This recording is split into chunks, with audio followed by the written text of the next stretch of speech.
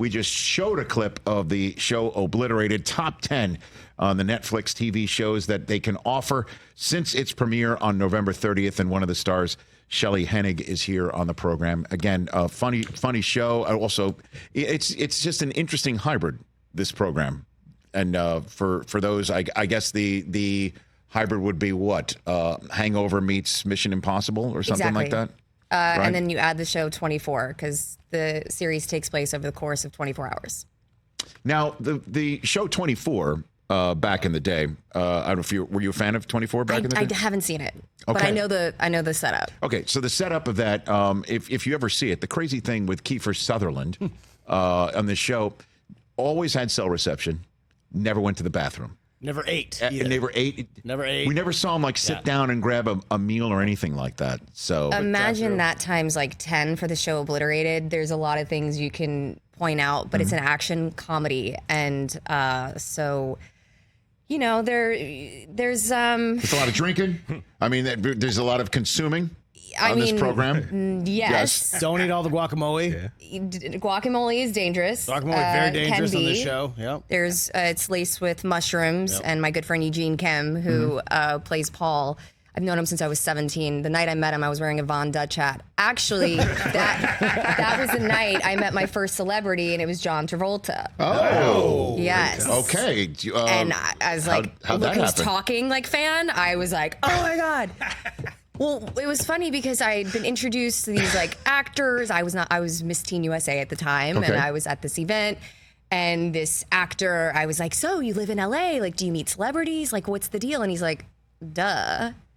He's like, but we don't act weird when you see him. I promise you, 10 minutes later, John Travolta comes out of the elevator, and I go, hey, what's up? And the actor that I was talking to was like, ha, ha, ha. He was completely panicked. I was like, you loser. Really? Yeah. Okay. And how was John? How was so sweet. Okay. I might have told him to watch Miss Teen USA. That I was Miss Teen Louisiana. I wasn't even Miss Teen USA yet. Okay. I might have yelled, Miss Teen Louisiana, Miss Teen USA, and gave him the date. Watch it. Shameless. And maybe, by the way. And he was like, congratulations, I hope you win. And you did. Yeah, I did. How about that? Maybe it was John Travolta. It could have been the karma of Travolta at that point in time. Yeah. So look who's talking. That's the one. That's the one. That's the one. And my dad's weirdly, not to make it a sexist thing, but my dad's weirdly obsessed with Grease. So, because he loved Olivia Newton-John. Well, that's totally understandable. Yes, that's Who why. didn't? I know. You know what I mean? I know. So we watched that. But look who's talking. I totally forgot. I'll be straight up. I totally forgot Travolta was in that. To be straight up with you. Yeah. Because Pulp Fiction, that's not that. Of course. That's another one. Typical. But, hey, you be you. I'm just being me. I hear you. Because I would go Saturday Night Fever, but that's honestly, I don't even know if I've seen that. Okay. Mm-hmm. All right. These are. I just got myself canceled. No, that's not true. That's not true. There's Rich, still time. Hold on. What? You're just meeting us, but Rich likes to movie shame. I don't know. That's untrue. Right. That's untrue. Really? I don't like you to movie shamed shame. me and Bruce for Casablanca, which came out in 1942. Excuse me. I said before. I'm sorry, Shelley. I don't mean to take up your valuable. Or we consider it feels valuable like Christmas time. Day and Thanksgiving Day at my house. No. So I don't shame. I said, have you seen it? And then when you said no, I wasn't like, you're a moron. I didn't say that. I didn't shame. Not today. I didn't do that. Do you think Die Hard is a Christmas movie? No. Again.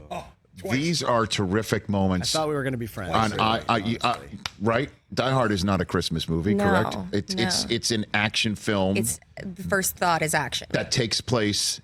It's like, is Obliterated a Vegas show?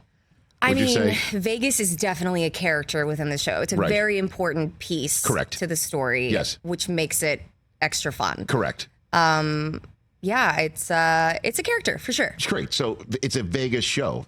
This is not a Christmas movie. It just happens to happen during Christmas time. That's now I'm shaming I don't want him. to argue, guys. Come on. That's that type of show. That's that type of show. All right. So Wait, I have a question. Who's the biggest name dropper here? Great question. It's not me. What are you talking about? It might be me. I said John Travolta. It's one of these two. It's either Rich or Mike.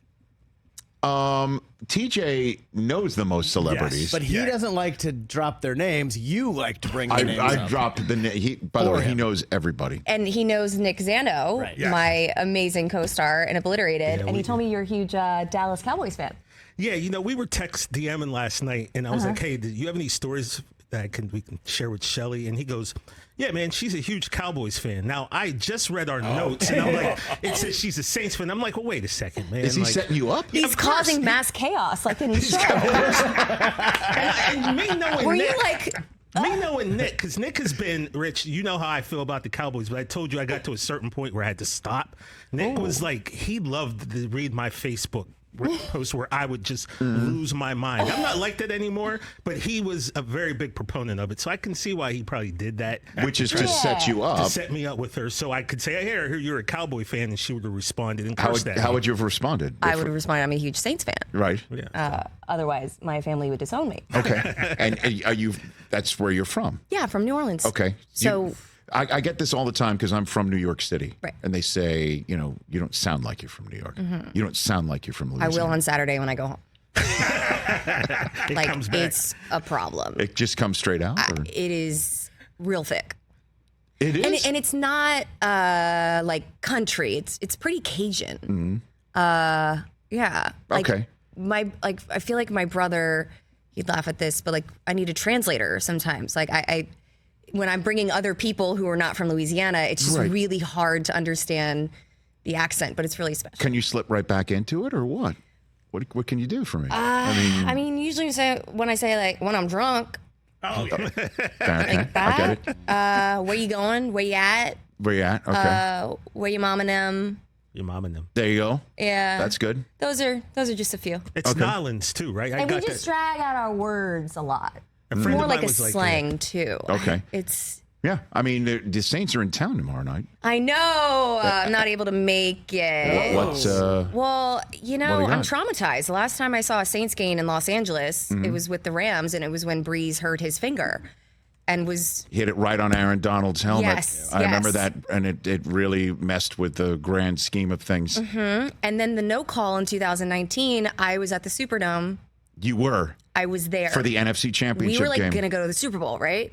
You were It going was to go to looking- the. You were. It was. Let's just put it this way: high probability that you were going to the Super, Yes. in Atlanta of all places. I know, which is our, That's it. That's our rivalry. For you to go and win the championship in that building, and for Falcons fans, they would consider it befouling the new stadium too. Yes. To say this is their house. Yes, Having it that would have been opportunity. amazing, right? But Yes. I'm at that game, and we're thinking like this is happening. Yes. And what's important to remember is we won shortly after Hurricane Katrina. And actually, when we won, my mom and stepdad were at the Super Bowl, and my mom called me, and she was like, "Honey, this is more exciting than when you won Miss Teen USA." I was dying. How'd you take that? I loved it. Okay. I mean, I'm the only girl and I have two brothers. So like I get a lot of, attention. Sure. I was like, it was lovely. But it was really like winning that Super Bowl when we did it meant more maybe than, one would expect. I was but in the house for both of those nights for the Super Bowl win in South Florida Yeah. in 2009, calendar year 2010. And then back when the Superdome reopened after Katrina. I will never forget that night. It was one of the most special nights I've ever been a part of for my job with the NFL. And when Michael Vick fumbled the ball out of bounds in the first opening drive, and everybody was screaming and yelling. It was the loudest I've heard a building, and then So and then loud. it rumbled, and then it fumbled out of bounds, and then everyone and they thought that meant Atlanta was going to maybe score or get a first down or whatever, and then they wound up punting, and then it was blocked for the touchdown, which now has the Steve Gleason statue. I'm getting Yes. goosebumps just Oh, even talking about it yeah. right now. Just being in the building that night, there's nothing Amazing. like it. There it is. There it is that night. So, and then that led to a couple years later, the Super Bowl. Yeah. And so, okay. So you were, however, in the Superdome the night of the, The no call. Of the And no I mean, call. it was loud. It's the loudest stadium. And we're very celebratory city. And everyone was super excited. And then this silence that hit was and everyone was in shock. So is that why you're not going tomorrow night? Because Yeah, I'm you feel you're the traumatized. mush? Is that what it is? Look, it's rough being in LA, and like Saints are I've got a here. lot of people that know the Rams, and Oh. but like I can't wear the gear. But my stepdad gets really upset. But like I'm in LA, but I'm gonna remain a Saints fan. Okay. I mean, that makes sense. I mean, these guys have season tickets that they sell off to people like yourself for the opposing team. Because he needs money. Well, I mean, I don't know. By the way, I will be straight up with you. Nobody drops names in this studio like that guy over there.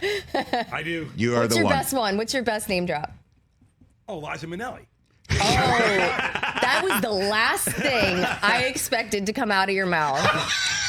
That is One of my wild. first jobs, I was basically a cast driver for When I first moved out because I became Right. a Teamster because my uncle had connections. Right. And I drove Liza for a film for a month. Where'd you drop her off that one night?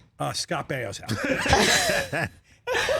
Stop. How about this? Is this like the greatest Mad Lib ever? You're like, what's your spilling biggest the tea. name drop? Proper name, Liza Minnelli. Where'd you drop her off one night? Scott Baio's house. And did you pick her up from there the next morning? Yes, I did. There you go. Amazing. How's that for a story?